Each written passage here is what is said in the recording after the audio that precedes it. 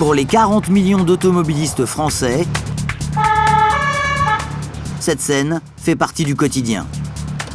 Bonjour monsieur, c'est voir la carte grise, l'assurance, votre permis s'il vous plaît. Bonjour monsieur, police routière, je vais vous demander de couper le contact s'il vous plaît. Votre permis, la carte grise, l'assurance.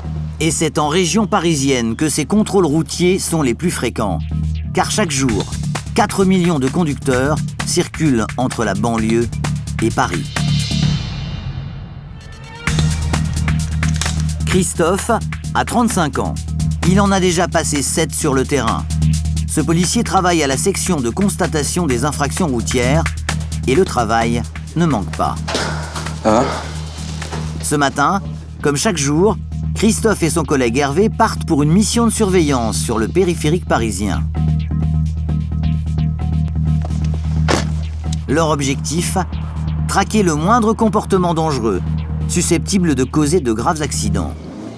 Les infractions type feu rouge, téléphone portable, refus de priorité. Pour être plus efficace, ce policier a sa technique. Il va patrouiller à bord d'une voiture banalisée, sans aucun marquage. Ce qui nous permet en effet de voir plus le comportement de monsieur tout le monde quand il est à son volant, surtout lorsqu'il n'y a pas un véhicule de police sérigraphié à côté de lui. Après quelques minutes de ronde sur le périphérique, Christophe va voir débouler devant ses yeux un chauffard. L'homme à bord de cette voiture ne respecte pas la limitation de vitesse et sa conduite est dangereuse. Le véhicule de devant donc, a plutôt tendance à rouler à 100-110 sur le périphérique. Il colle les véhicules à moins d'1 mètre. Le policier pourrait arrêter le conducteur tout de suite, mais il préfère le suivre pour observer son comportement. Sous ses yeux, l'homme va multiplier les infractions. Et là, il va sans clignotant, et donc il va passer dépassement par la droite avec une vitesse excessive, parce que pour l'instant, donc il est à 110 km/h. Il va faire pareil sur la voie qui est censée être la voie la plus lente. Nous sommes à 130 km/h, il zigzague. Ouais. Donc là, nous, on va mettre nos avertisseurs sonores et on va aller le voir, lui dire bonjour. Et vous allez voir que même s'il a été pris en flagrant délit, ce conducteur va se trouver des excuses pour justifier son comportement auprès des policiers. Oh, on sort, suivez-nous. Vous êtes susceptible d'une perte maximum de 3 points. Pareil. 3 points, si vous êtes doublement par la droite, ouais. Non, monsieur, vous slalomez entre les véhicules, c'est pas un karting, monsieur, c'est le périphérique parisien. L'attitude de ce conducteur n'est pas un cas isolé. Le comportement irresponsable des chauffards a encore causé la mort de plus de 3500 personnes l'an dernier sur nos routes. Vous m'entendez, monsieur ? Monsieur ? Vitesse, alcool, drogue. Certains automobilistes enfreignent les règles au mépris du danger, avec des conséquences souvent dramatiques.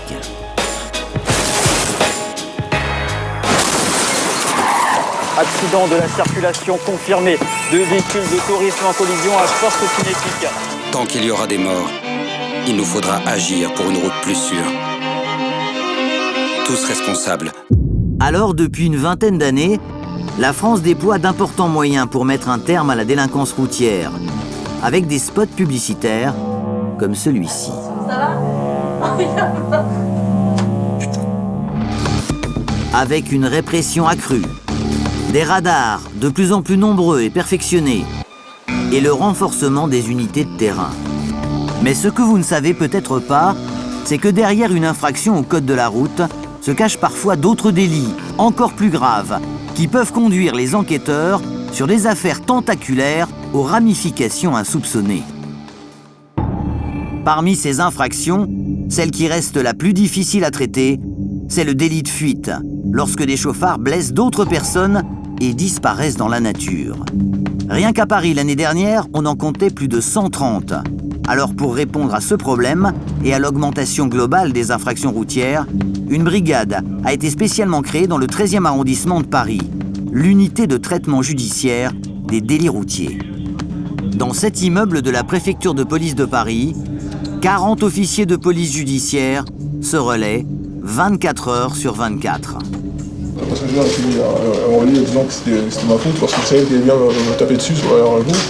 Des hommes et des femmes qui mènent près de 80 auditions par semaine et traitent plus de 5000 enquêtes par an. C'est à cela que vous recevrez votre permis et la convocation. D'accord. On est d'accord? Et ce matin-là, au 2e étage de cet immeuble, Jean-Marc et ses hommes ne le savent pas encore, mais ils s'apprêtent à entamer une enquête particulièrement difficile. À 35 ans, ce chef de groupe a l'habitude de gérer des dossiers compliqués. Mais celui qu'il va prendre en main aujourd'hui dépasse les limites. C'est une affaire assez sérieuse. Disons que ces deux policiers, ils ont voulu contrôler un véhicule qui présentait des dégâts matériels. Un contrôle routier qui a failli tourner au drame, y compris pour les agents de police présents sur place. Après avoir lu le rapport des faits, Jean-Marc compte entendre, l'un après l'autre, les deux policiers qui ont eu affaire à une chauffarde dangereuse et imprévisible. Vas-y, entre.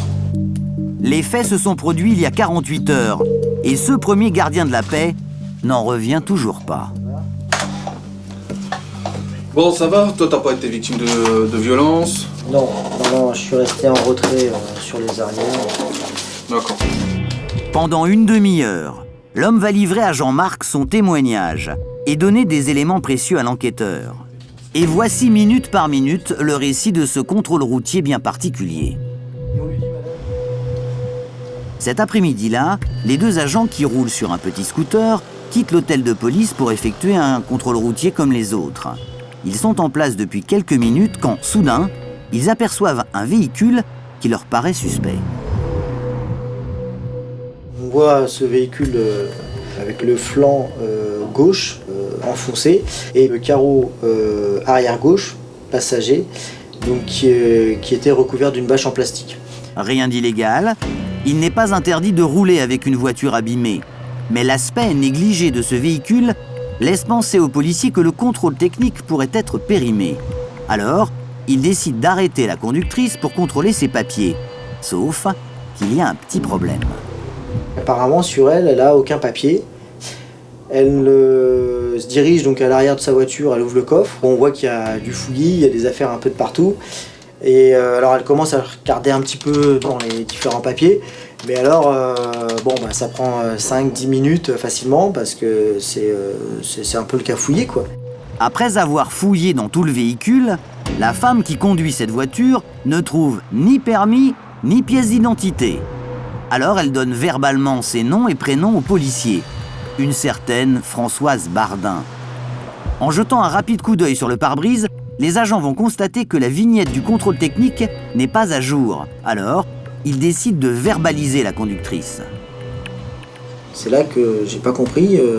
J'ai entendu le contact se mettre en route. Donc je me suis inquiété. J'ai commencé à aller vers le véhicule. Et là, au même moment, elle est partie. La femme vient de prendre la fuite sous les yeux des fonctionnaires de police. Ils décident alors de la suivre sur leur scooter. Mais ces deux roues ne sont pas très puissants, ils ne peuvent pas rouler très vite. Mais heureusement pour eux, à cette heure de la journée, le trafic est dense sur l'avenue où ils se trouvent. Ils se rapprochent de la voiture. Alors pour leur échapper, la conductrice va prendre beaucoup de risques et multiplier les infractions. Elle grille plusieurs feux rouges, évite de justesse des piétons et manque d'entrer en collision avec un tramway rempli de passagers. Les deux policiers réussissent à rattraper la conductrice. Ils lui ordonnent de s'arrêter, mais rien n'y fait.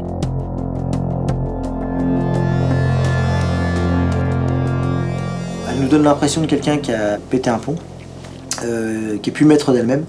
Et on sent que si on se met devant elle, on sera un obstacle. Et comme elle a qu'une idée en tête, c'est de prendre la fuite, qu'on va se faire percuter. La conductrice n'a qu'une seule possibilité pour s'enfuir. Emprunter le périphérique parisien situé à sa droite. Alors pour prendre la fuite, elle va percuter l'un des gardiens de la paix.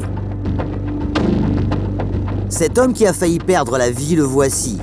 Le fonctionnaire a été protégé par son deux roues lors de la collision qui aurait pu virer au tragique. Un événement marquant pour ce policier encore traumatisé.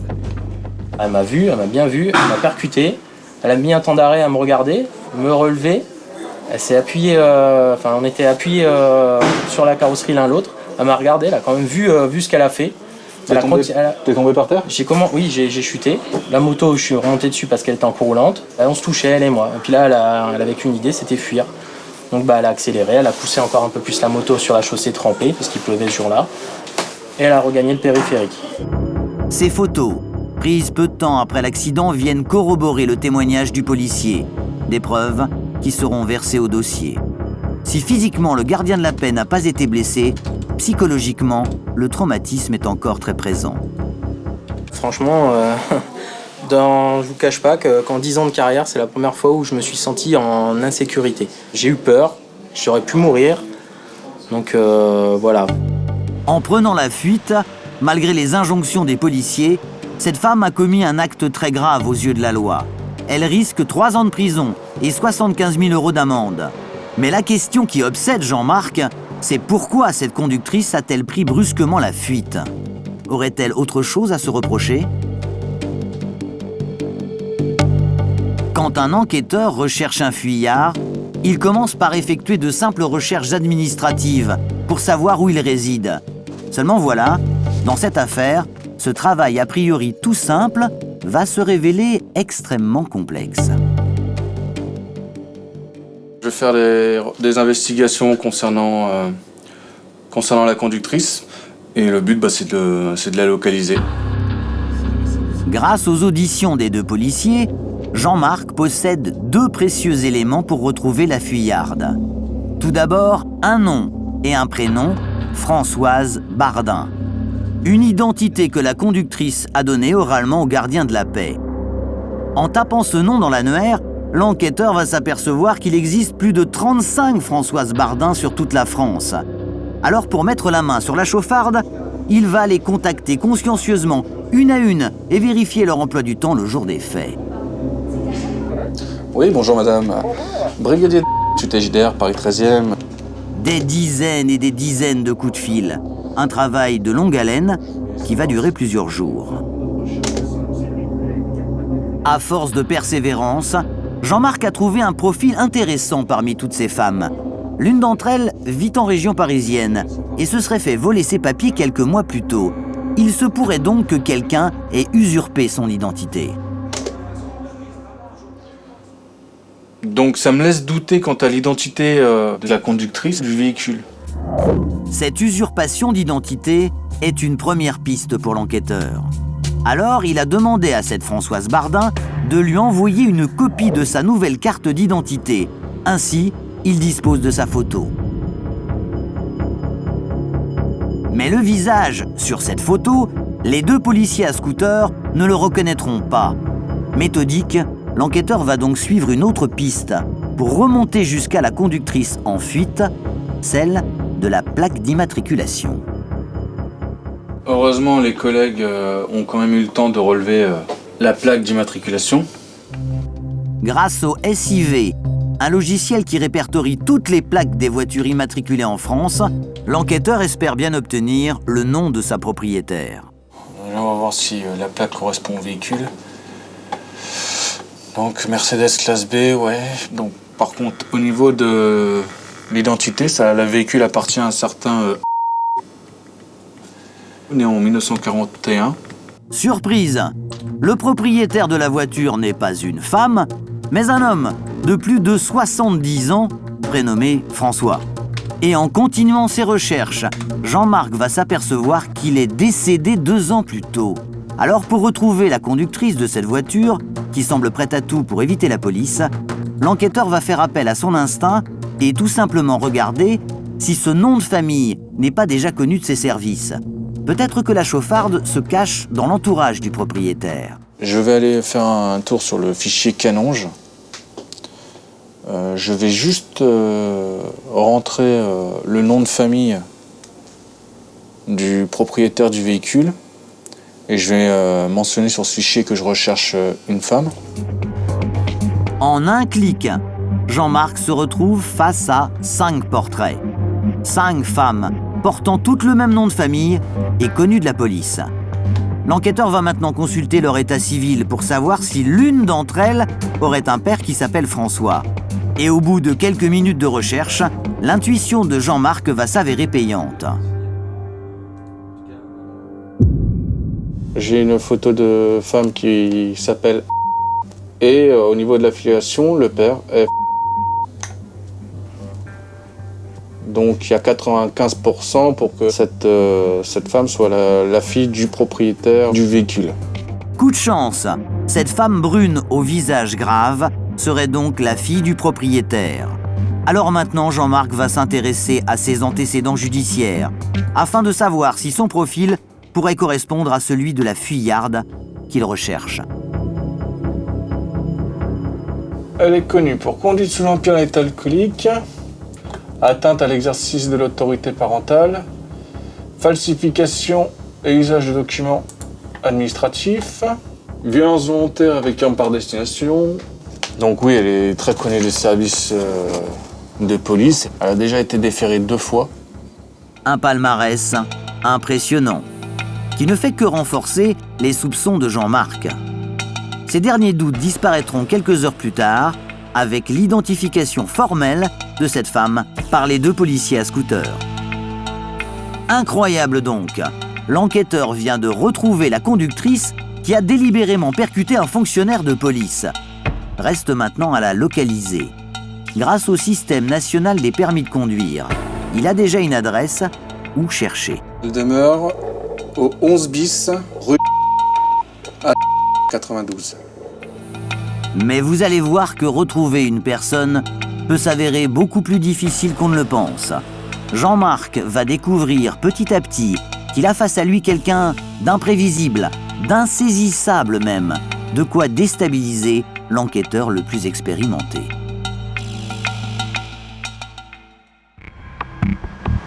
Après avoir obtenu l'adresse de la suspecte, en bon policier, Jean-Marc va désormais vérifier l'information. Et ce matin, il est déjà en route. Sa direction, la ville de dans les Hauts-de-Seine. La femme qu'il recherche pour délit de fuite habiterait en région parisienne, à quelques kilomètres seulement de l'endroit où elle s'est faite contrôler. Je vais me garer à proximité. Je vais aller faire un tour, voir s'il y a un nom sur une boîte aux lettres. Voir si le véhicule est présent. Dans cette banlieue de la capitale, des maisons cossues, des jardins, bref, un quartier tranquille. Et au détour d'un virage, voici le 11 bis, l'adresse qui intéresse Jean-Marc. Par précaution, l'enquêteur va se garer un peu plus loin.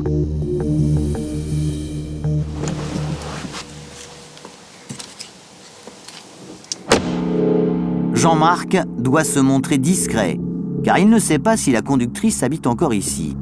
Alors, dans un premier temps, il effectue un petit repérage des lieux. Mais à première vue, tout est calme. La petite maison au fond de cette cour semble être inoccupée.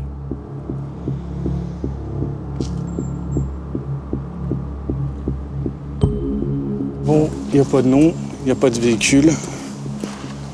Donc je fais une petite enquête de voisinage et puis j'espère que ça s'avérera positif. Pendant de longues minutes, Jean-Marc va sonner à chaque porte. Observer chaque maison, dans l'espoir de recueillir enfin un témoignage intéressant. Mais en pleine journée, beaucoup de voisins sont partis travailler. Bonjour monsieur, vous êtes du quartier? Non. Non du tout. Merci. Et les quelques personnes qu'il croise ne lui apprennent rien. Bonjour. Police nationale. Bonjour. Je veux savoir si vous connaissez les personnes qui vivent au 11 bis. Pas du tout. Moi, ça fait un mois que je suis ici. Ça fait un mois? Ouais, je viens d'arriver. Mais l'enquêteur ne compte pas repartir avant d'avoir obtenu des informations sur la propriétaire du 11 bis. Alors, il continue son porte-à-porte. Bonjour. Et au bout de 2 heures, sa persévérance finit par payer. Rassurez-vous, juste une enquête de voisinage. Je voulais savoir si vous connaissiez vos voisins qui vivent au 11 bis. 11 bis, oui. Vous savez, c'est qui vit là? C'est... je connais pas une famille. C'est une dame? Oui, c'est une dame. La jeune femme semble intimidée par le policier. et ne se souvient pas exactement du nom de sa voisine. Alors Jean-Marc va lui souffler celui de la conductrice qu'il recherche pour voir sa réaction. Madame... C'est ça. C'est ça? Elle vit ici? Oui. C'est un point positif pour Jean-Marc. Il s'agirait bien de la bonne personne. Alors il va continuer son interrogatoire pour tenter d'en savoir plus.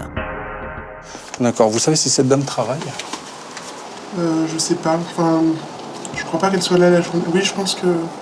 Enfin, par rapport aux heures où elle sort et elle rentre, je pense qu'elle travaille, mais je sais pas. D'accord. Vers quelle heure elle sort à peu près? Enfin, le matin, je sais pas, mais elle rentre vers 19h. Vers 19h. D'accord. La voisine confirme donc le nom de la femme et surtout qu'elle habite bien ici. Ces deux informations confortent Jean-Marc dans son idée. Bien sûr, c'est le seul témoignage dont il dispose, mais pour l'enquêteur, il est suffisant pour lancer les opérations. C'est plutôt satisfaisant. Donc au moins elle est logée. Je pourrais mettre en place assez rapidement l'intervention. D'autant que c'est un quartier calme, donc ça va beaucoup me faciliter la tâche. Maintenant, il reste à prouver que c'est elle. Pour le savoir, Jean-Marc va devoir interpeller la suspecte à son domicile.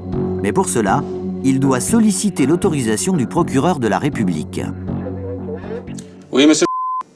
Oui, bonsoir, brigadier unité de traitement judiciaire des délits routiers, Paris 13e. Alors, je vais vous parler d'un dossier en préliminaire de refus d'obtempérer aggravé d'une mise en danger délibérée de la vie d'autrui, de violence volontaire avec arme par destination, usurpation d'identité et conduite malgré une suspension de permis de conduire. D'accord, et c'est pour le numéro 78, c'est ça? Voilà, tout à fait. Un 78, dans le jargon judiciaire, c'est un ordre à comparaître. Cet ordre permettrait à Jean-Marc d'aller chercher la conductrice chez elle plutôt que de la convoquer. Alors l'enquêteur va devoir détailler toute l'histoire pour convaincre le procureur. Les collègues arrivent à la rattraper et là elle fait une manœuvre délibérée et bifurque sur le policier en lui fonçant délibérément dessus. Ah, il y a eu contact. Ah oui, il y a eu choc. Il y a eu choc. Voilà, il y a violence volontaire avec arme par destination, tout à fait.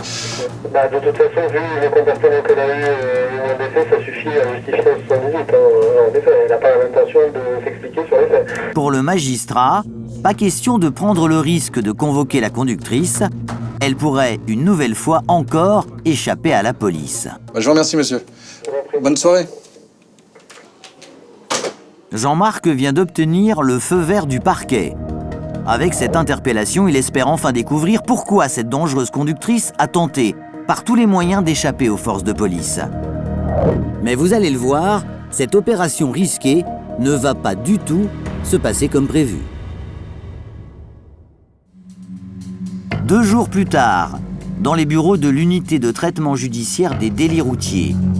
Il fait encore nuit, mais Jean-Marc est déjà à pied d'œuvre.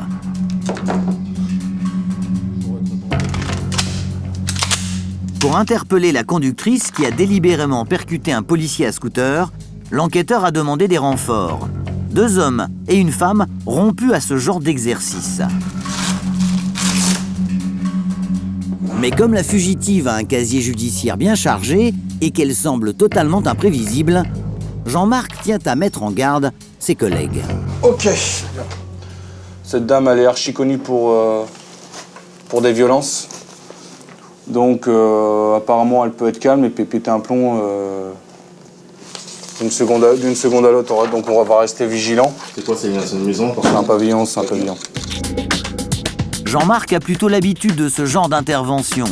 Mais ce matin, il est un peu tendu, car il sait qu'il n'est jamais à l'abri d'un imprévu. N'importe quelle interpellation, il faut toujours rester vigilant. Pas se mettre dans la routine en disant « Oh là là, c'est cool, ça va bien se passer ». Parce que c'est comme ça que les incidents arrivent. Il est 6h du matin, l'heure légale pour intervenir. Dans le quartier de la suspecte, tout est calme. L'équipe de Jean-Marc est prête, mais très vite, il doit faire face à un petit contretemps. Ah, ok, c'est ça. Le portail est fermé. Impossible d'accéder à la maison. Il pourrait l'enfoncer, mais pour conserver l'effet de surprise, les policiers préfèrent rentrer sans faire de bruit. On va essayer d'entrer. Alors, Jean-Marc préfère passer par-dessus la grille.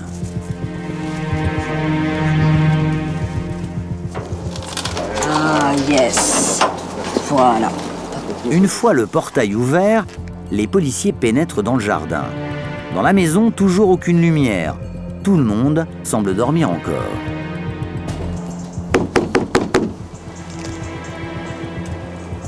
Pas de réponse pour l'instant. Alors, par précaution, un des policiers part se poster à l'arrière de la maison. Aucune fuite possible. Mais finalement, quelques secondes plus tard, une femme ensommeillée apparaît à la porte. Vous êtes qui? Police nationale, madame. Qu'est-ce qui se passe? Vous êtes madame... Non. Ici, c'est... La femme que Jean-Marc a en face de lui porte un nom qui ressemble à celui de la suspecte. Dehors, il fait encore nuit noire, alors l'enquêteur va rentrer à l'intérieur pour contrôler son identité. Vous avez une pièce d'identité, s'il vous plaît, madame? Pour Jean-Marc, plus aucun doute possible. Le visage de cette dame n'a rien à voir avec celui de la femme qu'il recherche. Mais il reste méfiant. On va quand même s'assurer qu'il n'y ait personne d'autre ici, madame. À cet instant, Jean-Marc n'écarte aucune piste. La fuyarde pourrait très bien être hébergée ici. Alors ses collègues vont inspecter le pavillon avec la femme. Mais après quelques minutes, la fouille de la maison ne donne rien. Jean-Marc doit se rendre à l'évidence, la conductrice n'habite pas là. Il y a eu méprise. La voisine s'est trompée, elle a probablement confondu les noms. Mais pourquoi la suspecte connaissait-elle cette adresse? Madame qui alors vous dites? Ça vous parle pas du tout. Si, ça me dit quelque chose. Et c'est une femme qui a 2 enfants. En fait, c'est comme ça que je l'ai connue. D'accord. Je me suis occupé de ses enfants et puis c'était une fille qui était spéciale. Hein.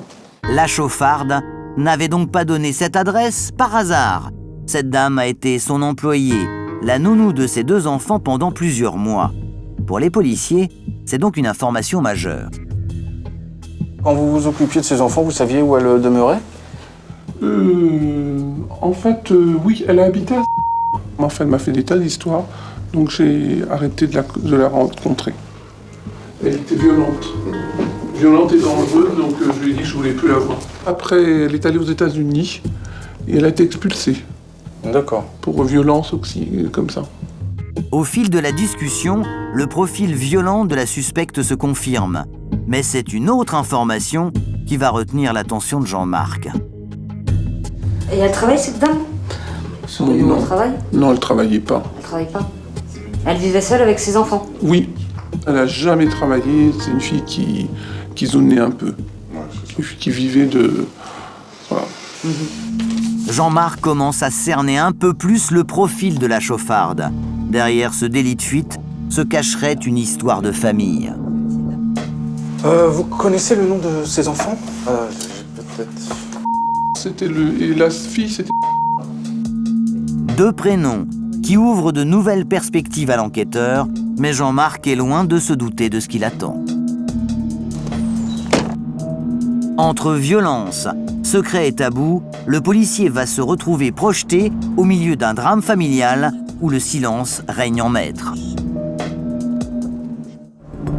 1 heure plus tard, à l'unité des délits routiers, Jean-Marc cherche à vérifier l'information donnée par la dame concernant la suspecte. Pour savoir si elle a bel et bien 2 enfants, il va faire appel à un organisme public, très utile aux enquêteurs, car il regorge de données sur chacun d'entre nous. Donc là, moi, mon but, c'est de faire une réquisition auprès de la caisse d'allocation familiale pour avoir des informations là concernant déjà elle. Revenus, adresse, situation familiale. Avec cette réquisition, Jean-Marc espère obtenir de nouveaux indices pour remonter jusqu'à la chauffarde. Une femme dangereuse qui court depuis bien trop longtemps. Quelques heures plus tard, l'enquêteur a déjà obtenu une réponse très intéressante, riche d'enseignements. Donc j'ai obtenu les informations de la caisse d'allocation familiale concernant la conductrice. Elle aurait 2 enfants donc qui porte le nom du père. Ça confirmait bien ce que disait la dame chez qui on avait été pour tenter d'interpeller la conductrice. Grâce à ce document, le policier dispose désormais des 2 adresses des enfants de la suspecte, mais aussi d'un numéro de téléphone, des éléments précieux pour poursuivre son enquête. Mais ce qui l'intéresse, pour l'heure, c'est l'adresse que la femme recherchée a donnée à la CAF. 70 11e arrondissement. La conductrice habiterait donc à cette adresse, une information que l'enquêteur tient à vérifier. En quelques clics sur Internet, Jean-Marc découvre qu'il s'agit d'un foyer social, un endroit qui pourrait correspondre au profil de la fuyarde qui est sans ressources. Alors le policier décide de se rendre sur place en personne, car pour lui, il y a urgence. Depuis le début de ses antécédents judiciaires, on s'aperçoit que elle monte en puissance. Donc je pense qu'il serait pas mal, c'est lui mettre la main dessus le plus rapidement possible. Après une demi-heure de route, Jean-Marc arrive au foyer, un petit bâtiment situé au fond d'une cour. Une fois à l'intérieur, nous filmons en caméra cachée pour ne pas gêner l'enquêteur. Rapidement, cette responsable le reçoit. Il y a une dame qui a eu une adresse chez vous, ou qui a peut-être encore une adresse chez vous, qui a commis des violences sur policiers et des délits qui auraient pu occasionner de graves blessures à des piétons. C'est moi. Si vous avez des informations sur cette dame. La travailleuse sociale hésite à répondre. Alors Jean-Marc lui présente une photo de la fugitive en espérant raviver ses souvenirs. Mais encore une fois pour l'enquêteur, c'est moins évident qu'il ne l'espérait. Et pour cause, le témoin ne se souvient de rien. Là, ne me dit absolument rien. Mais ici, on fait les domiciliations administratives pour que des gens puissent ouvrir leurs droits, en fin de compte. Parce qu'il y a plein de gens qui n'ont pas de domicile, en fait, sur Paris. Et en fait, les domiciliations administratives ont été faites pour ça. Une simple boîte postale. La fugitive n'aurait donc jamais vécu ici. Une fois de plus, elle a donné une adresse qui ne permet pas à la police de localiser cette femme insaisissable. Au revoir. Décidément, cette chauffarde se montre particulièrement inventive. Elle multiplie les fausses pistes et complique la tâche des policiers. Pour l'attraper, Jean-Marc compte maintenant se rapprocher de ses enfants. L'enquêteur l'ignore, mais il va découvrir un passé douloureux et un clan familial avec des liens pour le moins surprenants.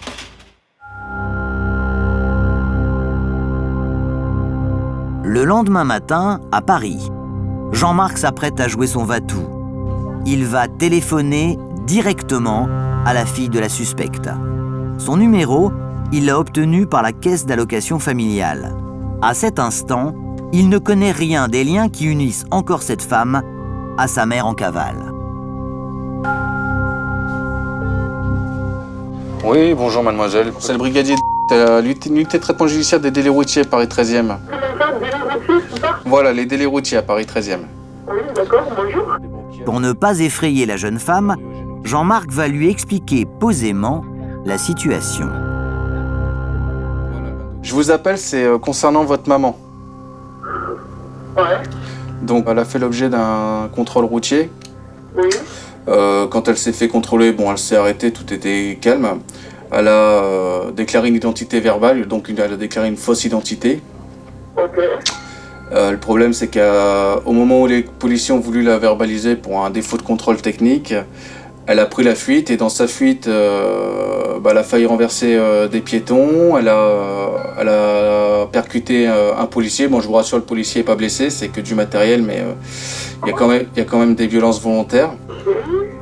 Jean-Marc aimerait que la jeune femme l'aide dans cette affaire, mais il sait aussi que son coup de fil pourrait la braquer.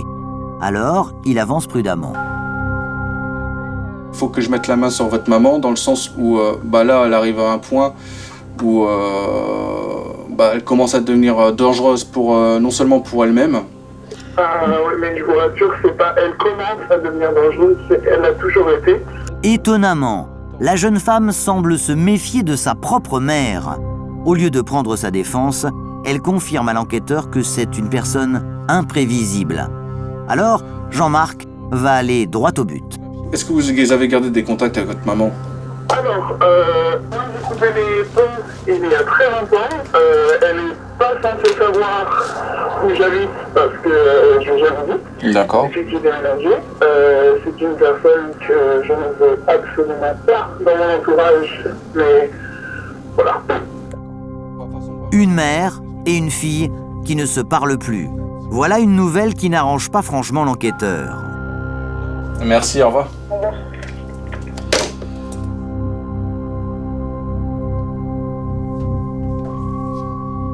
Elle a l'air sincère au téléphone. Ça se complique fortement. Jean-Marc ne perd pas de temps. Pour tenter de retrouver la trace de la fuyarde, il va désormais concentrer toutes ses recherches sur son fils. Car si la fille semble avoir coupé les ponts, le fils aurait pu garder le contact avec sa mère. Cette fois-ci, Jean-Marc n'a pas de numéro de téléphone, mais une adresse. En banlieue parisienne. Après 1 heure de route, Jean-Marc arrive à destination. Son objectif, trouver et interroger le fils de la suspecte. L'adresse correspond à un joli pavillon de banlieue. Après s'être garé à proximité, nous suivons Jean-Marc en caméra cachée. Le policier jette un premier coup d'œil sur la boîte aux lettres pour vérifier. Et par chance, c'est le bon nom. Et il y a, justement, quelqu'un dans le jardin. C'est la police, madame. C'est une femme âgée qui vient accueillir l'enquêteur. Un peu surpris, Jean-Marc commence son interrogatoire. Je me permets de venir vous voir car je cherche... C'est votre fille? Oui. Donc je suis à sa recherche. Qu'est-ce qu'elle a fait encore? Visiblement, pour la mère de la suspecte, ce n'est pas une surprise de voir débarquer la police. Mais pour Jean-Marc, la question n'est pas là. Sa priorité est de savoir où se trouve la fuyarde. Et sur ce point précis, il va vite déchanter. Je ne peux pas vous renseigner parce que moi je n'ai pas de nouvelles et je ne tiens pas effectivement à en avoir. Vous n'avez plus de nouvelles depuis quand, à peu près? Depuis 20 ans, on ne s'est pas revus. Hein. D'accord. Mais néanmoins, j'ai eu quand même des... On dit, on l'a vu... hein. La mère de la chauffarde aurait donc rompu tout contact avec sa fille. Mais qu'en est-il du reste de la famille? Vos petits-enfants, vous savez s'ils sont toujours en contact avec leur maman? Je pense. À entendre la vieille dame, les enfants seraient donc toujours en contact avec leur mère. Voilà une information à l'exact opposé de la version que la fille a donnée au policier. Reste le fils. Et si lui continuait à voir en cachette sa propre mère? Votre petit-fils, il vit avec vous? Non, il y a... Ah, il vit à... D'accord. Le jeune homme aurait déménagé. Comme la mère de la chauffarde se montre très coopérative, l'enquêteur obtient sans difficulté la nouvelle adresse du fils. Est-ce que vous avez les coordonnées de... Une adresse précise. Une nouvelle piste à creuser pour pouvoir remonter jusqu'à la conductrice qu'il recherche. Le policier est sur le point de partir, quand tout à coup il va apprendre une information qui va donner une autre tournure à l'enquête. Car une femme en pull gris surgit. C'est la sœur de la fuyarde et elle souhaite faire des confidences à l'enquêteur.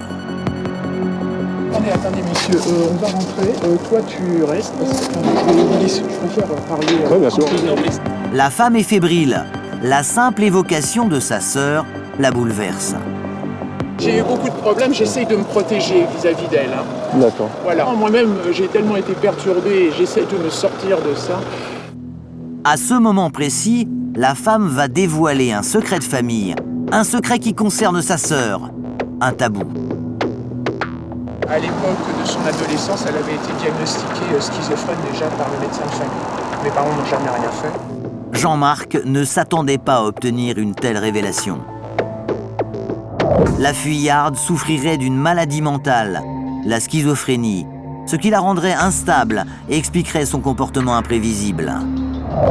Car cette maladie provoque des dédoublements de personnalité, ainsi que la perte régulière de tout contact avec le monde réel. Cela pourrait-il expliquer pourquoi la chauffarde a percuté un policier et pris la fuite sans s'arrêter?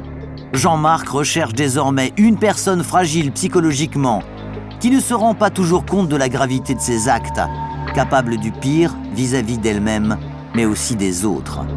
Il est donc urgent de la localiser. Pour cela, le policier va poursuivre la piste des enfants. Et vous savez si ces enfants sont toujours en contact avec elle? Oui, parce que ma sœur essaye d'avoir certainement de l'influence et de l'impact sur ses enfants. Elle en a beaucoup sur son fils aîné. Pour Jean-Marc, retrouver ce jeune homme devient une priorité absolue. Car il se pourrait que la fugitive soit en fait avec son fils. La fuyarde sans toit ni argent a peut-être trouvé refuge chez lui. Un fils qui réside dans un endroit bien particulier. De retour à l'hôtel de police, Jean-Marc vérifie l'adresse donnée par les proches de la famille. Et là, mauvaise surprise. Le fils résiderait en effet dans un endroit où il est plutôt difficile d'héberger ses parents. Apparemment, c'est un crous, c'est une cité universitaire. Et ça m'arrange pas des masses, ça, parce que si c'est une cité universitaire, je vois mal la mère loger avec son fils. Les logements universitaires sont en effet des chambres réservées aux seuls étudiants, avec des règles strictes, qui interdisent par exemple de loger d'autres personnes. Jean-Marc veut donc vérifier si le jeune homme vit bien dans cette cité U. Il contacte donc la responsable du bâtiment où se trouverait le fils. Oui, bonjour madame. Je me permets de vous appeler pour avoir un petit renseignement. Parmi vos étudiants, est-ce que vous avez une personne du nom de... Oui, pourquoi? Je suis à la recherche de sa maman qui a commis des délits. Donc moi, je voulais savoir s'il demeurait bien là déjà. Et vous n'hébergez que des étudiants, il n'héberge pas sa maman. Effectivement, on voit très régulièrement sa maman. D'accord. Bon, je vais juste vous demander un service. Vous ne l'informez pas que j'ai téléphoné. Je veux juste mettre en place une surveillance si je vois la maman. Ok, d'accord. D'accord? Donc juste de rester discrète. Ok, d'accord. Je vous remercie, madame. Au revoir. Ah. Dans quelques instants sur D8, l'enquête de Jean-Marc va faire une avancée spectaculaire.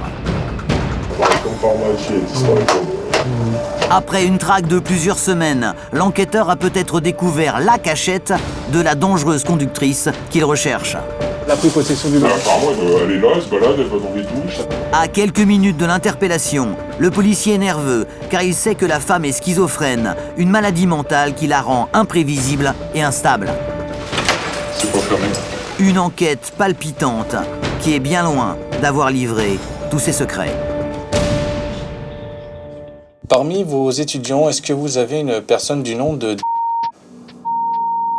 Oui, pourquoi? Je suis à la recherche de sa maman qui a commis des délits. Donc moi, je voulais savoir s'il demeurait bien là déjà. Et vous n'hébergez que des étudiants, il n'héberge pas sa maman. Effectivement, on voit très régulièrement sa maman. D'accord. Bon, je vais juste vous demander un service. Vous ne l'informez pas que j'ai téléphoné. Je veux juste mettre en place une surveillance si je vois la maman.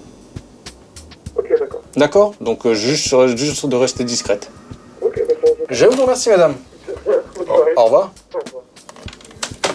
Ah. En un coup de fil, Jean-Marc vient enfin d'obtenir une information cruciale.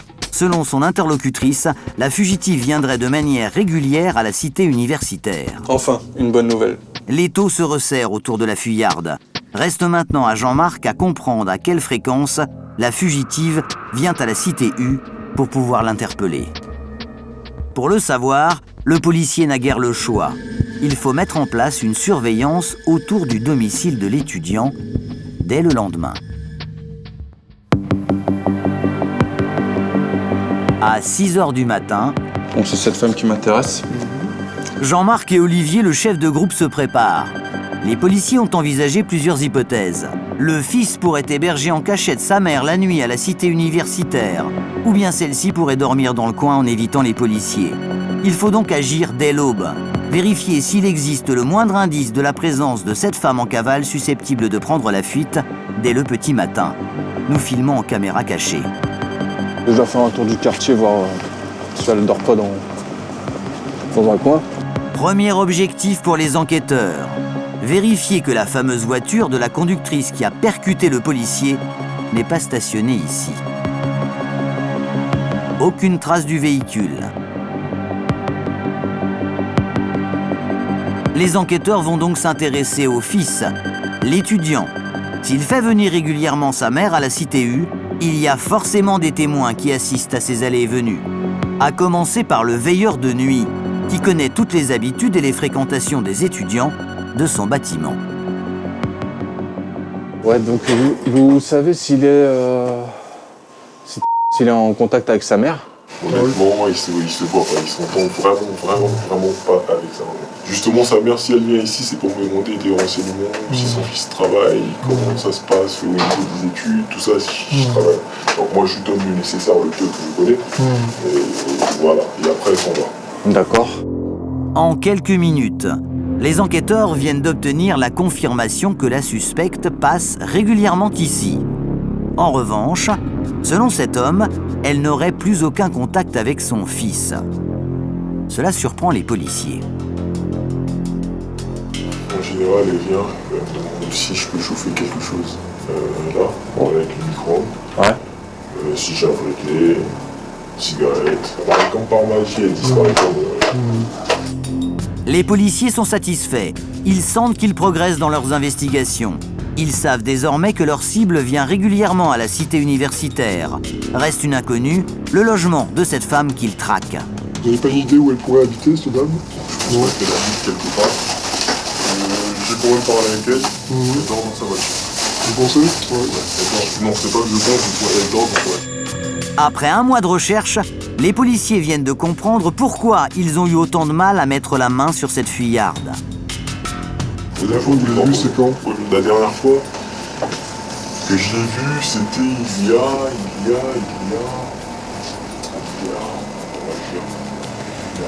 2 semaines. 2 semaines peut-être, je l'ai vu ici.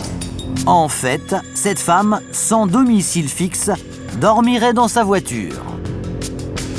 Allez. Bon, en tout cas, merci pour vos renseignements, monsieur. De rien. Merci. Une SDF qui passe à la cité universitaire pour se faire réchauffer ses plats. Pour les policiers, le profil de la chauffarde en cavale se précise. Mais afin de ne rien négliger, les enquêteurs préfèrent auditionner le directeur de la résidence pour savoir s'il est au courant que la femme vient régulièrement dans ses murs. Ils ignorent alors qu'ils vont obtenir beaucoup plus qu'ils n'attendaient. Bonjour, c'est la police nationale. Messieurs, bonjour. Moi, je suis directeur. À peine installés, les policiers vont découvrir une toute autre histoire, de la bouche même du directeur de la cité U, un homme qui connaît très bien la femme en fuite. Le véhicule dans l'enceinte du Crous, alors qu'elle n'a pas le droit. Il y en a qui passaient des choses. Une fois, j'ai demandé de faire un véhicule, je me suis traité tous les noms. La conductrice recherchée serait en fait une habituée des lieux, qui stationnerait illégalement sa voiture dans le parking de la résidence. Mais le meilleur reste à venir. Vous avez sa présence ici, lui. On la constate là dans les parages, sur le parking, la voiture, ça fait au moins 6 mois à peu près, même facile. Incroyable! La chauffarde résiderait bel et bien ici, et pas juste pour se faire chauffer des plats au micro-ondes. Là, sa mère a pris possession du logement, on se fait insulter. Elle a pris possession du logement? Apparemment, elle est dans son logement, on pense, parce que nous, on n'arrive pas à pister, mais elle est là, elle se balade, elle va dans les douches, elle prend... Bon, vous pensez qu'elle est dans sa chambre, est-ce que vous avez un passe pour aller dans la chambre? Non, on a un passe des logements. Ouais, donc il y a de grandes chances qu'elle réside dans le logement. Désormais, plus aucun doute possible. Le fils de la conductrice héberge sa mère. Et elle dort peut-être en ce moment même, tranquillement, quelques étages au-dessus de la tête des policiers. Mais il faut faire vite, car au fil de la conversation, Jean-Marc et Olivier vont s'apercevoir que quelqu'un pourrait donner l'alerte, le fameux veilleur de nuit de la Cité U. La personne qui était au PC, il est cul et chemise avec monsieur. Ouais, on l'a compris. Jean-Marc ne veut donc prendre aucun risque. Si la femme est ici, elle pourrait être prévenue de la présence des policiers par son ami, le veilleur de nuit. Alors, depuis le Crous, sans perdre une seconde, le policier demande en urgence l'autorisation au parquet de se rendre illico presto dans la chambre du fils. Oui, bonjour, brigadier du TJDR Paris 13e. Je vous appelle pour une affaire en préliminaire pour avoir un ordre à comparaître. Cette autorisation est obligatoire pour interpeller une personne. Je vous remercie. Bonne journée. Merci, au revoir. À peine 10 minutes plus tard, les renforts venus du commissariat d'à côté sont déjà là. prête à intervenir. Le directeur ouvre le chemin jusqu'à l'appartement du fils, au 9e étage. Derrière cette porte se trouve peut-être la conductrice insaisissable. C'est pas fermé.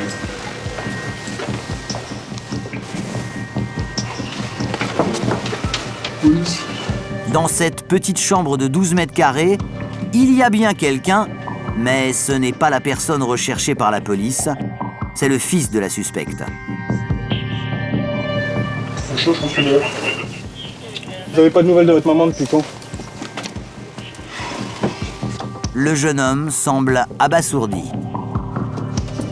J'ai vu votre mère quand, monsieur? J'ai pas vu depuis je ne sais pas quand, je contacte pas ma mère, j'essaie de rester hors dehors de contact avec elle. Selon le fils, il n'y aurait donc plus aucun lien entre lui et sa mère. Une version en totale contradiction avec les témoignages de la famille de la fuyarde, mais aussi du directeur de la résidence universitaire. Jean-Marc n'a donc pas l'intention de s'en laisser compter. Donc, je suis allé voir votre tante et votre grand-mère. D'après elle, vous êtes toujours en contact, vous et votre sœur, avec votre mère. Alors, je vous explique ce qui se passe. Votre mère, je ne veux pas l'interpeller dans le but de l'interpeller. C'est grave ce qu'elle a fait. Maintenant, au niveau des violences, ça monte en puissance depuis le temps qu'elle est connue du service de police. Et là, ça devient un véritable danger, non seulement pour elle-même, mais surtout pour les autres. Demain, elle tue quelqu'un. Bon, elle va manger de son côté, mais alors vous êtes les enfants, vous paierez toute votre vie pour elle. Mais l'enquêteur se heurte à un mur. Sa menace ne mène à rien. L'étudiant ne veut rien dire. Alors, Jean-Marc va tenter de le raisonner. Pour lui, coopérer avec la police éviterait à sa mère, malade mentale, de se retrouver une nouvelle fois en danger. J'ai plus trop le choix. D'accord, je suis humain, mais flic aussi. Donc il faut que je fasse mon boulot. C'est bien ça, faut que vous le compreniez. Je comprends. La dernière fois que j'ai pointé ici, ça remonte à un mois, il me semble. Encore, ça c'est comme moi je l'ai vu. Donc voilà, c'est tout ce que je peux vous dire. Le jeune homme veut-il à tout prix protéger sa mère ou au contraire est-il vraiment sans nouvelles depuis un mois? L'enquêteur ne sait plus trop quoi penser. Alors il va tenter d'obtenir une ultime information. Votre maman, est-ce qu'elle a un téléphone, quelque chose? Peut-être. C'est quand vous avez eu votre maman au téléphone la dernière fois? Ça remonte... je ne l'ai pas eu au téléphone. J'ai essayé de l'appeler il y a un mois. Pour le policier, ce lien entre la mère et un de ses enfants est la seule piste concrète pour espérer interpeller un jour la fuyarde. Mais vous allez le voir, dans des familles en crise, il arrive que la solidarité soit très forte. Donc, est-ce que vous pouvez joindre votre maman, vous? Est-ce que vous avez un numéro de téléphone où la joindre? Je pourrais seulement vous dire si j'ai quelque chose ou pas. Il faut avoir constaté ma soeur. Il y a un dilemme moral ou tout ça. Parce que dans tous les cas, on a notre propre situation de morale et de valeur familiale. Donc même si je savais, je ne sais pas si je pourrais vous le dire. Le jeune homme ne dira rien de plus. Et Jean-Marc ne peut pas faire pression sur lui. Car dans ce genre d'affaires non criminelles, la justice peut certes permettre aux policiers d'interpeller la femme, mais pas de placer en garde à vue son fils, même si ce dernier ne collabore pas. Moi j'ai été élevé par cette personne. Et jusqu'ici, il n'y a eu aucun mort que je sache. Donc on sait qu'elle est dangereuse, mais c'est pas une tueuse. Maintenant, je ne dis pas que ça justifie ses actions. Après une demi-heure d'entretien, les policiers mettent fin à la discussion. Bonjour monsieur. Seul élément nouveau pour eux, le numéro de téléphone du fils, que le jeune homme a bien voulu leur communiquer. Je pense qu'il est en contact avec elle. Je suis persuadé que sa mère a beaucoup d'influence sur lui, malgré ce qu'il veut me faire croire. Il balancera pas sa mère. Désormais, les policiers le savent, ils sont démasqués. Et la conductrice sera sur ses gardes. L'enquêteur se heurte à une solidarité familiale qui semble sans faille. Alors, il va devoir trouver d'autres moyens pour faire avancer son enquête et briser le silence qui entoure toute cette affaire. Jean-Marc pense que la fille de la suspecte ne lui a pas dit toute la vérité. Il va donc la convoquer pour l'interroger en face à face, et cette audition va s'avérer fort utile.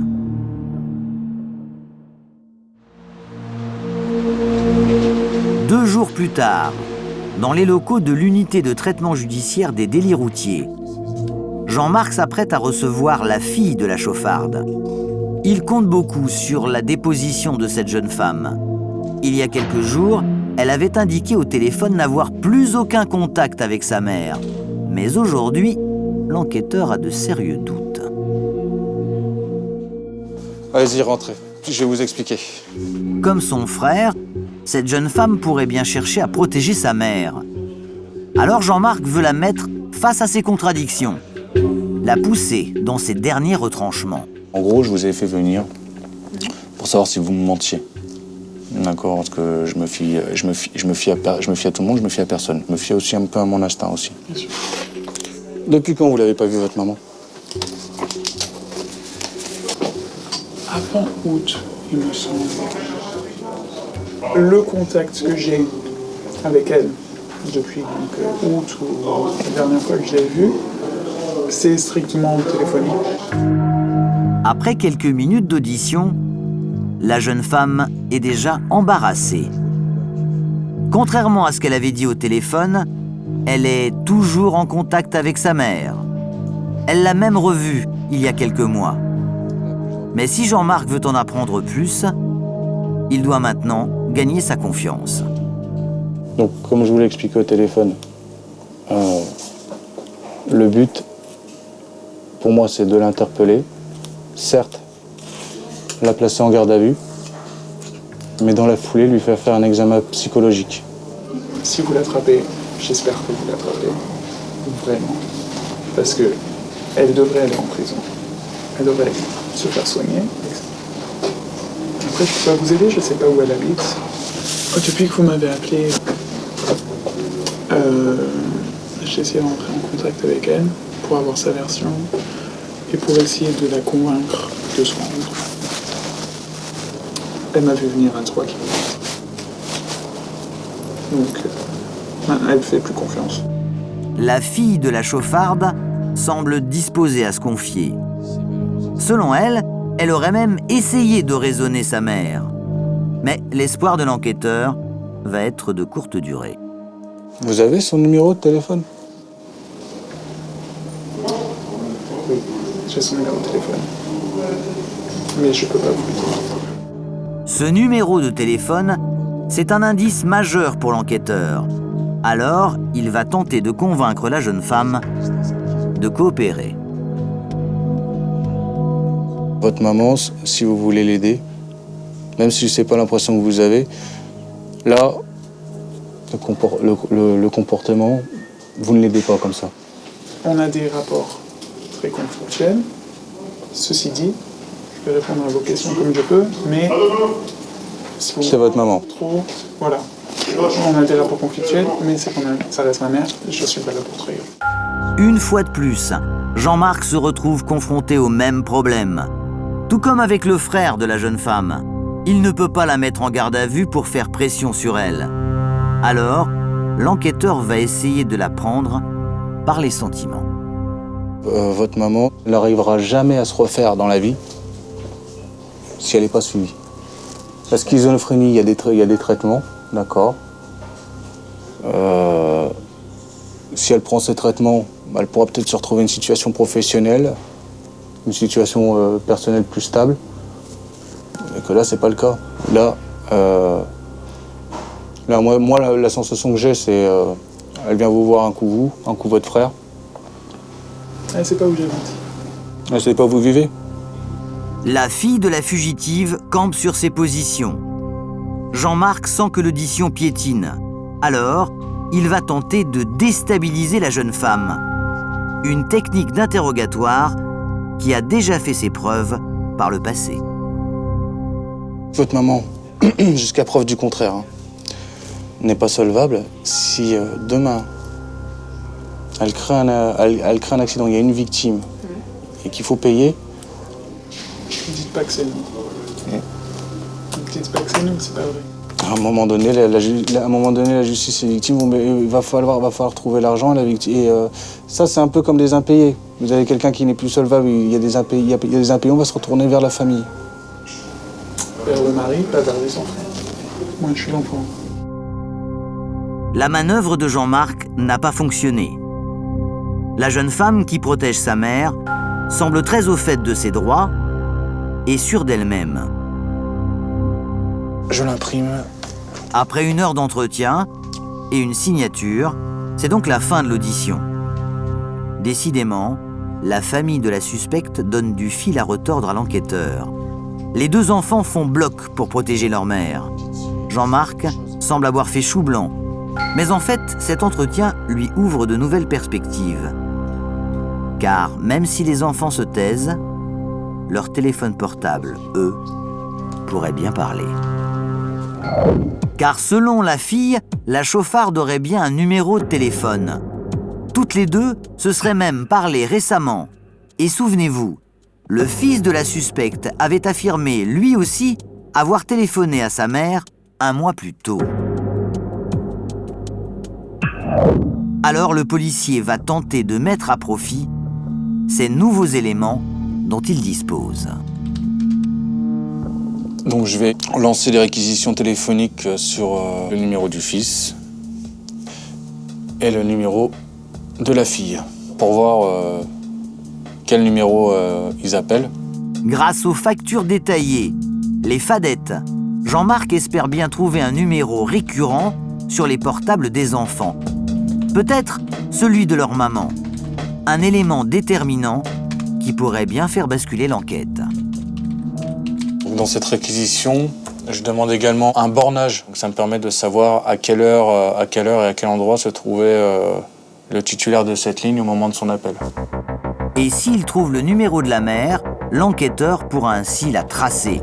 Mais comme il ne s'agit pas d'une affaire prioritaire, Jean-Marc va devoir attendre plusieurs jours avant de récupérer la liste des numéros appelés par les enfants sur leur téléphone au cours du dernier mois.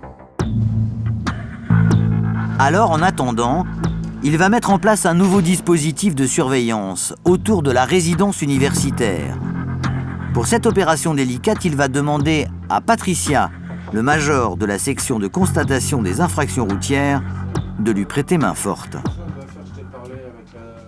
Je voulais savoir si toi, tu avais la possibilité d'envoyer ce week-end des effectifs sur patrouiller, parce qu'apparemment, elle s'y rendrait pas mal le week-end et régulièrement. Ouais. Car même si des policiers sont déjà passés là-bas, il se pourrait tout de même que cette femme sans ressources se soit réfugiée près de chez son fils. Si avec le véhicule, après avec la description, parce que bon, on a quand même assez d'éléments, si dans le secteur on peut essayer de la trouver, on ne sait jamais, ce serait bien, je pense. Une mission que Patricia a décidé de diriger personnellement.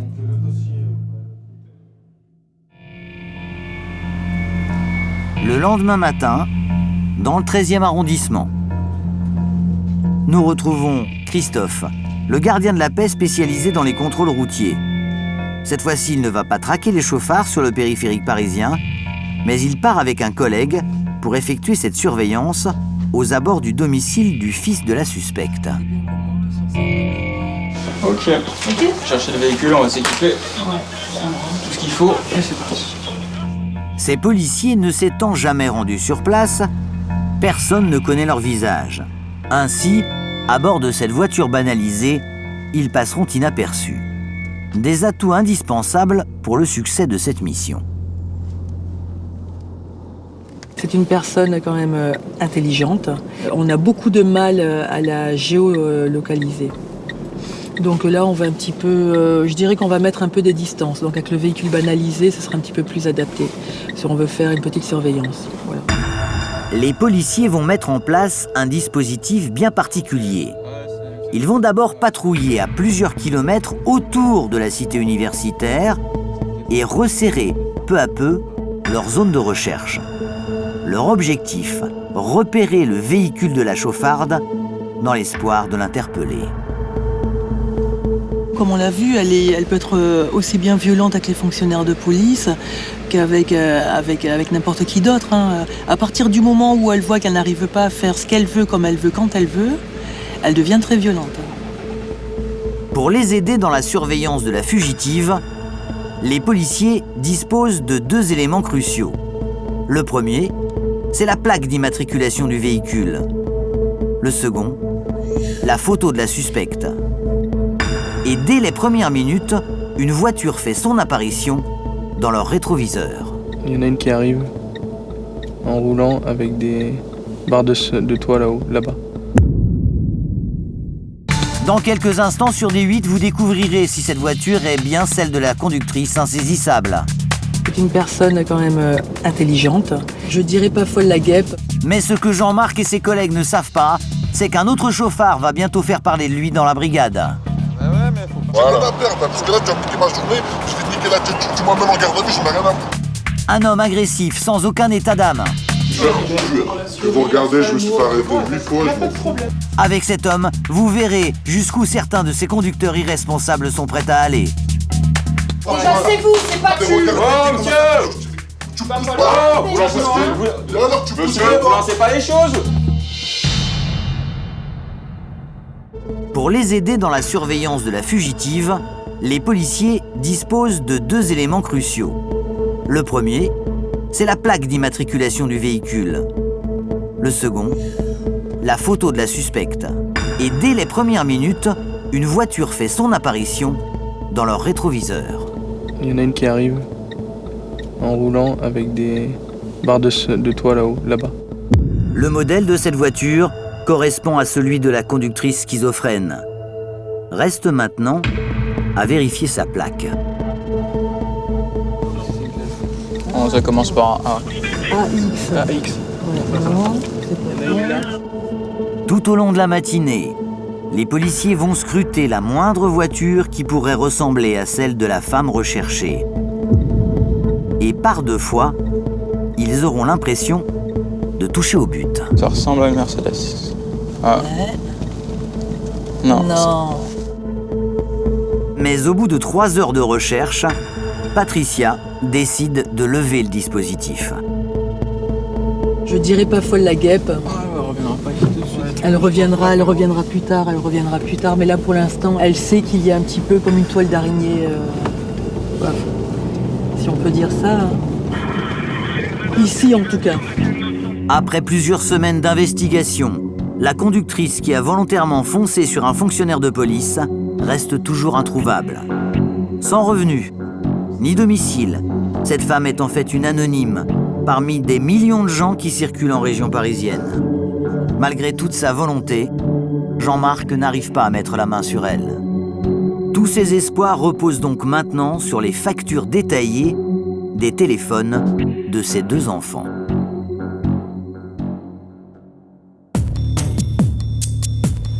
Quelques jours plus tard, l'enquêteur reçoit enfin les réponses qu'il attendait des opérateurs téléphoniques.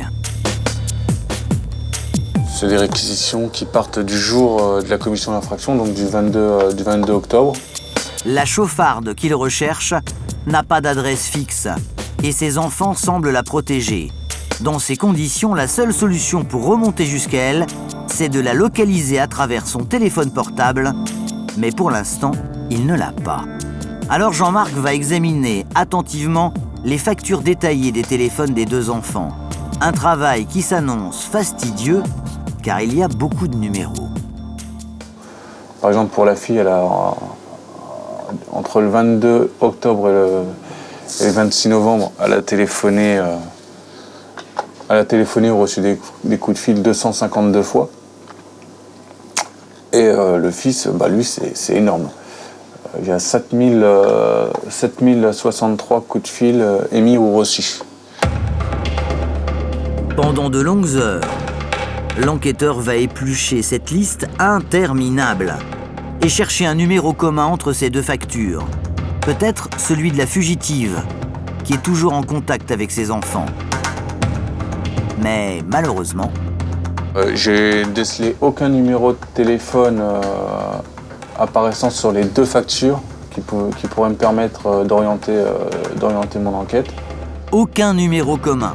Cela signifie qu'elle doit probablement utiliser des cartes prépayées et changer régulièrement de numéro. Impossible donc de la retrouver sur ses factures. Donc là, je ne vais pas pouvoir faire une réquisition par numéro, c'est juste impossible. Ou alors, il faudrait effectuer des recherches sur l'identité de toutes les personnes appelées par le frère et la sœur. Or, il y en a plusieurs centaines. La tâche serait colossale et extrêmement onéreuse. Là, je vais appeler le procureur. Alors, c'est désormais à la justice de décider de la suite de l'enquête. J'ai appris que la mise en cause avait 2 enfants. Donc, je suis rentré au service. J'ai fait une réquisition auprès de la caisse d'allocation familiale. L'enquêteur récapitule, point par point, toute l'affaire à la magistrate. Les enfants me confirment que leur maman elle est schizophrène. Après avoir écouté l'ensemble des faits, la procureure va prendre sa décision. Pour cela, elle doit tenir compte de la dangerosité de la fugitive, mais aussi de sa maladie. Il y a un risque qu'on soit en 122. Oui. Et si on doit finir en 122.1, au moins ce sera l'occasion de basculer sur une procédure administrative, à mon sens, pour un internement. Suivi à chaud. Ah ouais. Dans un premier temps, au moins, le temps qu'elle soit stabilisée ensuite par médicament, le cas échéant, mais enfin, auprès des mesures de sûreté, quoi. Pour la procureure, la santé de cette femme est prioritaire. Elle doit avant tout être soignée. Mais l'enquêteur ne compte pas lâcher l'affaire pour autant. Je voulais savoir si on pouvait demander, faire un mandat de recherche concernant cette femme. C'est ce que j'allais vous dire. Maintenant, il faut y aller. Ouais, c'est la façon la plus sûre. Au moins, si un jour elle doit être contrôlée d'une manière ou d'une autre. Jean-Marc obtient un mandat de recherche. C'est-à-dire que le portrait de cette mère de famille en cavale va tourner dans tous les commissariats. Et si la femme se fait contrôler par la police, l'enquêteur sera immédiatement tenu au courant. Pour le policier, c'est la seule option qui permet de ne pas abandonner les poursuites. C'est noté, on fait le nécessaire. Je vous remercie. Merci, bonne fin de journée, au revoir. Au revoir. Pour Jean-Marc, c'est tout de même une déception. C'est le but du mandat de recherche. On attend. C'est un peu comme à la pêche, on attend que ça morde. Mais à ce moment-là, je serai là, quoi. Car plusieurs dizaines de nouveaux dossiers l'attendent déjà sur son bureau. Il faut dire que des affaires comme celle-là, des contrôles routiers qui tournent mal, les policiers de cette unité spéciale y sont confrontés de plus en plus souvent.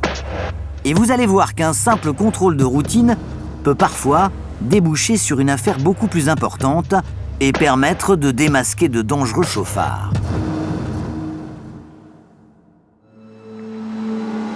À 2 pas des Champs-Élysées, sur la place de la Concorde, nous rejoignons Christophe sur le terrain. Avec sa collègue Sonia, il guette la moindre infraction. On va voir les personnes qui débouchent de la rue de Rivoli. On va regarder s'il n'y a pas d'infraction. L'emplacement n'a pas été choisi au hasard par les policiers. Cette artère est l'une des plus fréquentées de la capitale et le flot de voitures est incessant. La mission de Christophe, prendre en flagrant délit les conducteurs qui ne respectent pas le code de la route.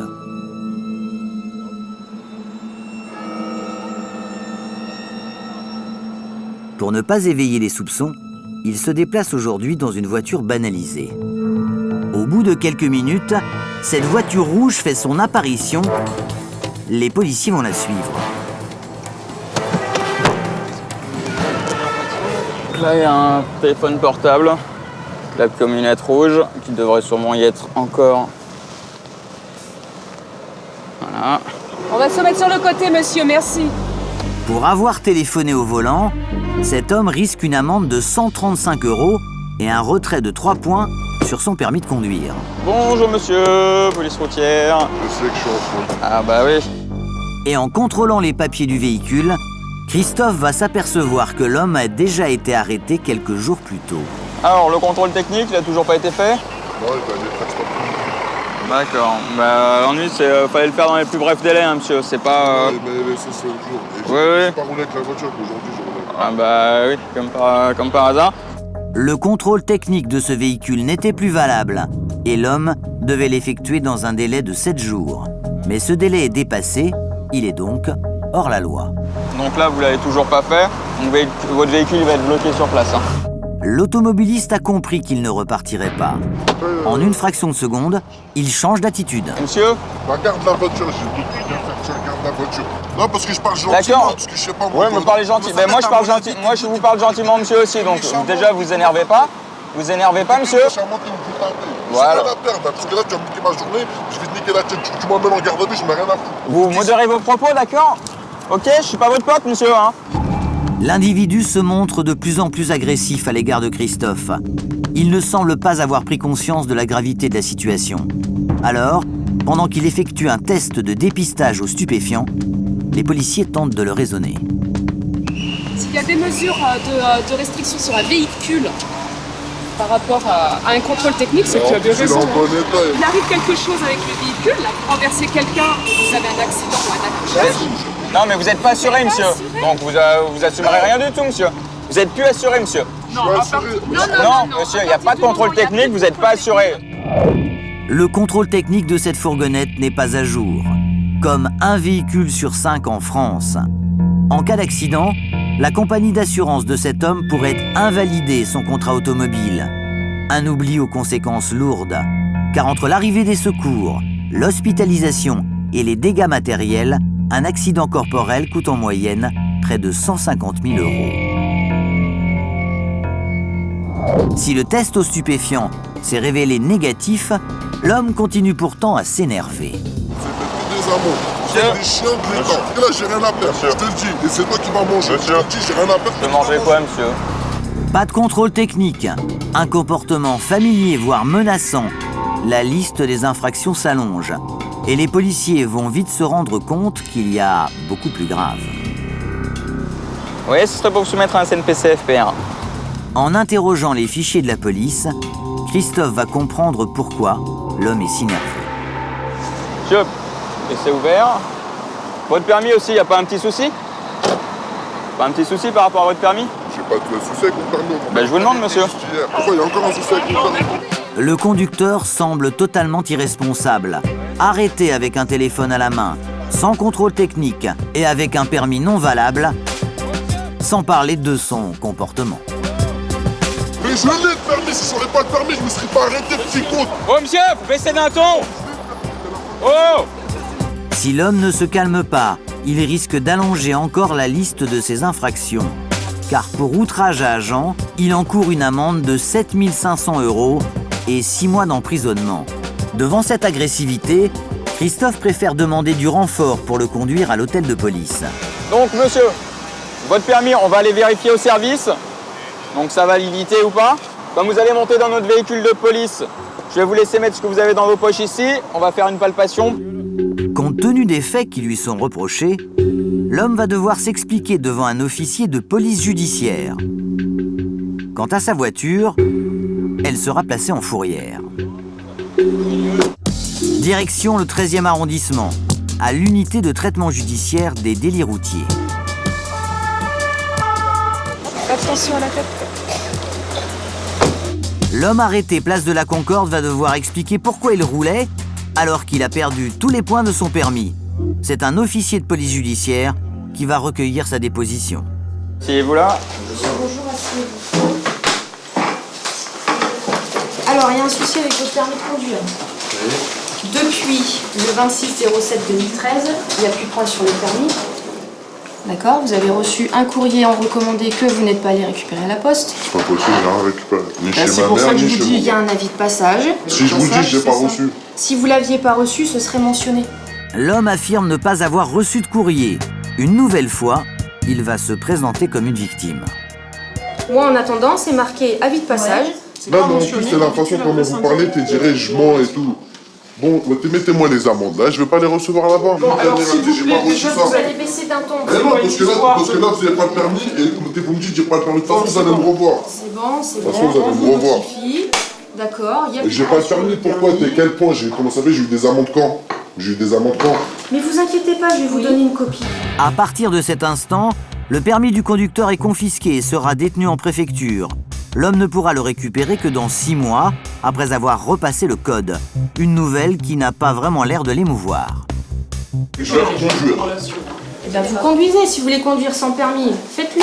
Quand on sait que c'est un délit puni d'une peine d'emprisonnement. Si vous regardez, je me suis fait arrêter 8 fois, je m'en fous. Ok, ça marche. Devant l'officier de police judiciaire, l'homme se vante ouvertement d'être un chauffard qui ne respecte aucune règle, alors le ton monte rapidement. Je ne savais pas si j'aurais le permis, je me serais pas arrêté. Mais t'as regardé mes antécédents, non mais c'est qu'on voit pas. Un me prend pour qui tu crois? Déjà c'est vous, c'est pas tu. Oh monsieur! Monsieur, vous lancez pas les choses! Quelques minutes plus tard, les policiers finissent par apaiser le conducteur.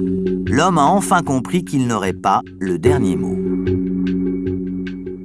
Prenez la carte d'identité, votre permis, prenez tout. Après la notification de l'annulation de son permis, l'homme repart. Il s'en sort à bon compte. Les policiers ont été cléments avec lui. Ils n'ont pas retenu l'outrage à agent. En revanche, il a l'interdiction formelle de conduire pendant 6 mois. S'il ne respecte pas cette décision et qu'il est encore arrêté au volant d'une voiture, il risque 2 ans de prison et 4 500 € d'amende. En France, 300 000 personnes rouleraient comme cet homme sans permis.